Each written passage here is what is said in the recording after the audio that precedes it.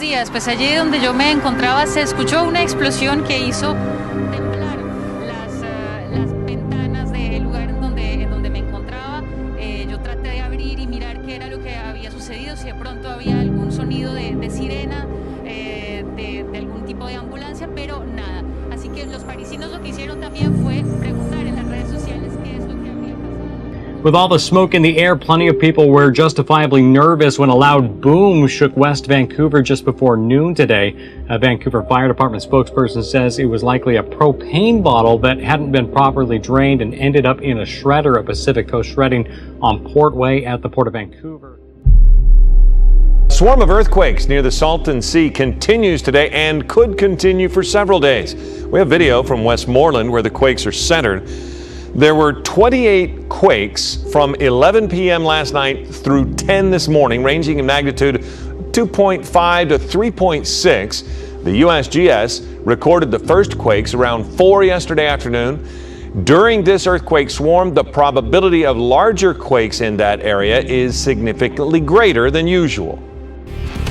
Breaking news live at 6. Dozens of earthquakes now continuing to rattle the area just south of the Salton Sea. Some people in the valley now feeling some of that shaking. In fact, the largest, a 4.9 earthquake happening in just the last half hour. The swarm of hundreds of earthquakes continue to rattle those who live south of the Salton Sea in Imperial County, the largest yet, measuring in at 4.9. Now an expert says aftershocks or even a larger quake could be felt in weeks to come. Hundreds of small earthquakes rattled Westmoreland homes Wednesday afternoon. But they were constant. They were like every 10-15 minutes. Some were like little ones, but there was some that like really shook the house. Lopez says she had to take down her picture frames. Break all the frames down.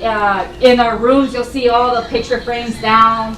Dozens of those shakes range from 2.5 to 4.9 magnitude, just southeast of the Salton Sea. Seismologist expert Dr. Lucy Jones explains that this is very common for that area, and aftershocks could last for a month in Imperial County, increasing the probability for a larger one. The chance of a 5 plus at the same location where the swarm is going on is relatively high. Dr. Jones says it's less likely to impact the San Andreas Fault. It's too far away. None of us are looking at the San Andreas as a likely trigger point on this. Although Desert Hot Springs had 2 earthquakes last week near the San Andreas Fault, the risk is still very low. Today's quakes come after about 20 small quakes since mid-August. One theory has to do with the makeup of the ground along the fault. Several viewers emailed asking if this means the big one could come soon. Westmoreland is not part of the San Andreas or Imperial Fault, but Abbott says it's impossible to know. It's always a possibility that this might unstabilize or destabilize and cause one of those to move. But history tells us that these swarms are usually unique events. Did you see it? It didn't last long, but it was bright. A large fireball burning in the sky early this morning. A flash of light zooms across the sky over parts of Pennsylvania and Ohio. A witness capturing the streak of light on video as it passed across Pennsylvania. Whoa, anybody see that flash of light? Something just came streaking across the sky. It's all anyone's been talking about. And now we are learning more about that bright flash across the sky.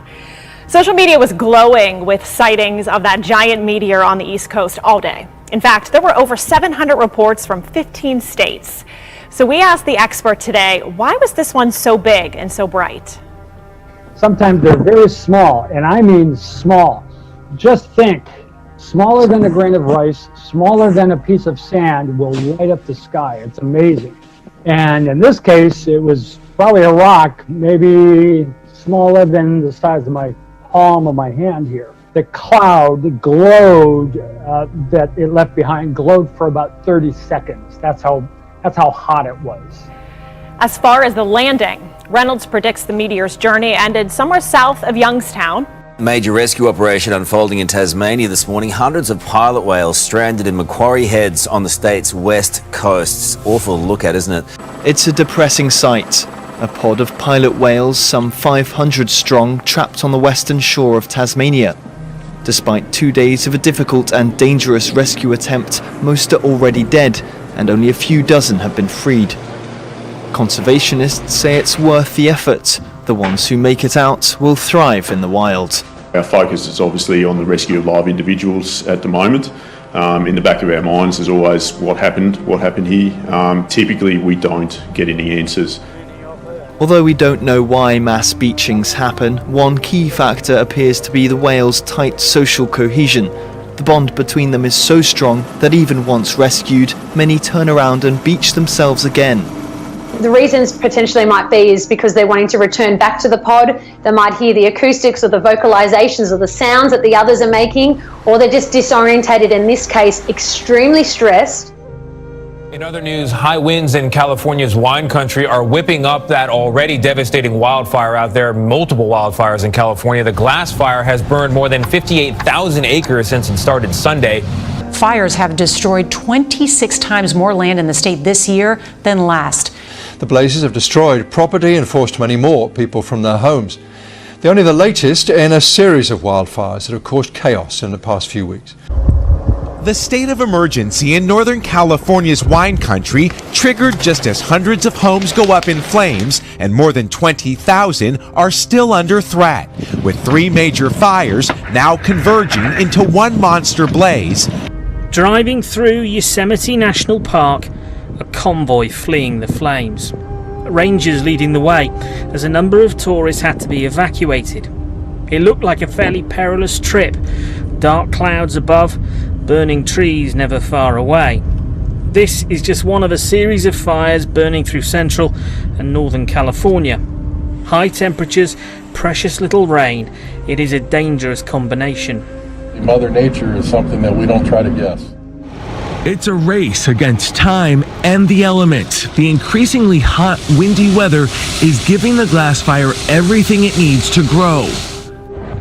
With nearly 19,000 firefighters on the front lines across California, exhausted crews are still battling 5 of the 6 largest infernos in state history. Newly released video shows the magnitude of the battle. This is what firefighters are seeing, driving through a flame-filled landscape where homes are already fully engulfed by fire, creating red-hot pools along the roadside. To give you a bit more perspective, over the summer there's been 44,000 wildfires across the West that have eaten up more than 7.1 million acres. This nightmare a new reality in an unrelenting fire season.